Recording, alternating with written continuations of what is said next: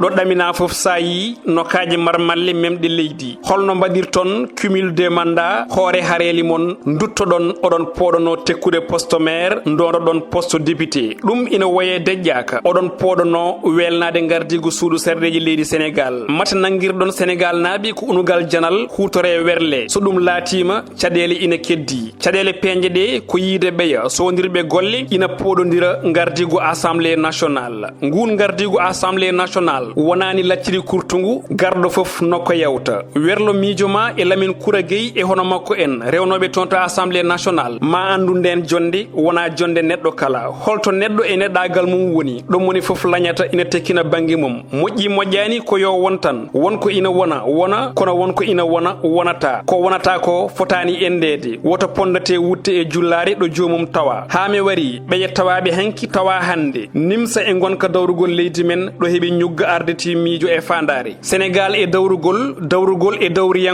dawriyankoɓe e yaadiɓe mum elle tan ñaaki e jumoɓe ɗum loɓɓo dogo kure ñaaki artoya kadi ina funta ngam lobbitade ndin jumri erago am e mon onon dawriyankoɓe ko ndene laamu ko paalel jumri loɓɓo jomba ɓeyda loɓɓo sa yiiɗi ɓeyda kono reno liggidde paalel liggoya galle ma mbatta jeeyi laamu ko allah jeeyi komo wela o hokkata ɗum sikki ala hen